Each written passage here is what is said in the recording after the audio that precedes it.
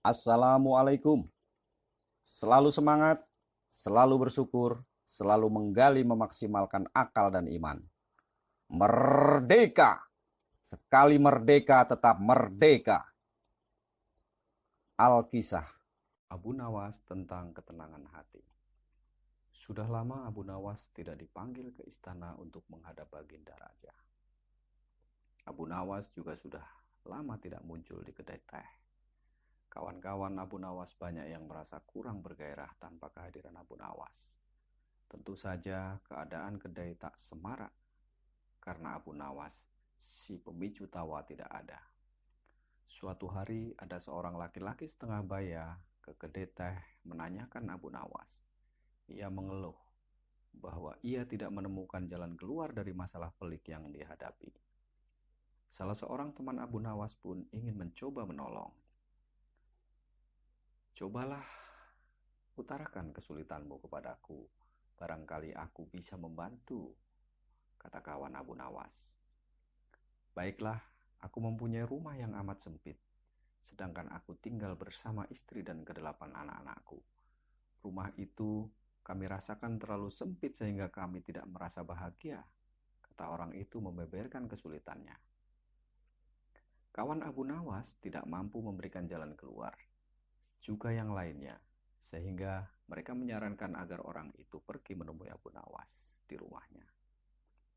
Orang itu pun pergi ke rumah Abu Nawas, dan kebetulan Abu Nawas sedang mengaji.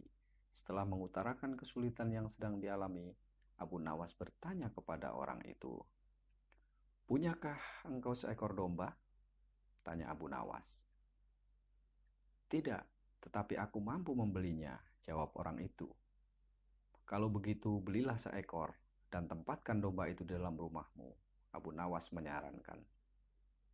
Orang itu tidak membantah, ia langsung membeli seekor domba seperti yang disarankan Abu Nawas. Beberapa hari kemudian, orang itu datang lagi menemui Abu Nawas. "Wahai Abu Nawas, aku telah melaksanakan saranmu, tetapi rumahku bertambah sesak.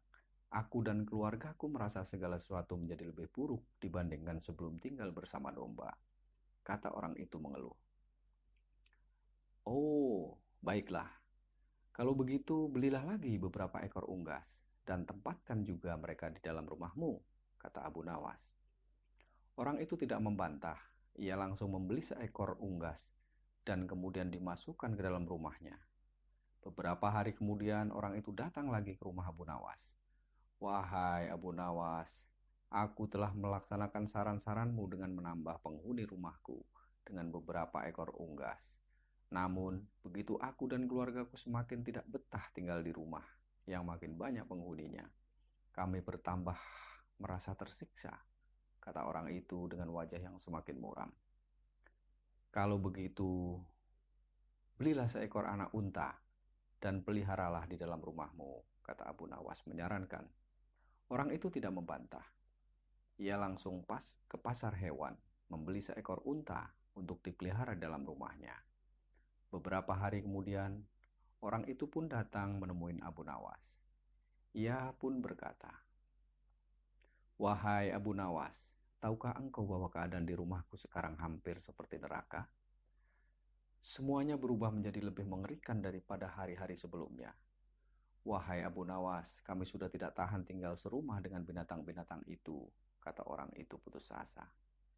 "Baiklah, kalau begitu, kalian sudah merasa tidak tahan, maka juallah anak unta itu," kata Abu Nawas. Orang itu tidak membantah. Ia langsung menjual anak unta yang baru dibelinya. Beberapa hari kemudian Abu Nawas pergi ke rumah orang itu dan menanyakan, "Bagaimana keadaan kalian sekarang?" Abu Nawas bertanya. "Keadaannya sekarang lebih baik karena anak unta itu sudah tidak lagi tinggal di sini," kata orang itu tersenyum. "Baiklah kalau begitu, sekarang juallah unggas-unggasmu," kata Abu Nawas. Orang itu tidak membantah. Ia langsung menjual unggas-unggasnya. Beberapa hari kemudian, Abu Nawas mengunjungi rumah orang itu. Abu Nawas pun bertanya, "Bagaimana keadaan rumah kalian sekarang?" Orang itu menjawab, keadaan sekarang lebih menyenangkan karena unggas-unggas itu sudah tidak tinggal bersama kami. Baiklah, kalau begitu, sekarang juallah domba-domba. Domba-domba itu, kata Abu Nawas. Orang itu tidak membantah, dengan senang hati yang langsung menjual dombanya. Beberapa hari kemudian, Abu Nawas bertamu ke rumah orang itu lagi. Ia bertanya, pertanyaan yang sama. Bagaimana keadaan rumah kalian sekarang? Kami merasakan rumah kami bertambah luas karena binatang-binatang itu sudah tidak lagi tinggal bersama kami. Dan kami sekarang merasa lebih berbahagia daripada dahulu. Kami mengucapkan terima kasih yang tak terhingga kepadamu, hai Abu Nawas, kata orang itu dengan wajahnya berseri-seri. Abu Nawas pun menjelaskan, sebenarnya batas sempit dan luas itu tertancap dalam pikiranmu. Kalau engkau selalu bersyukur atas nikmat Tuhan, maka Tuhan akan mencabut kesempitan dalam hati dan pikiranmu.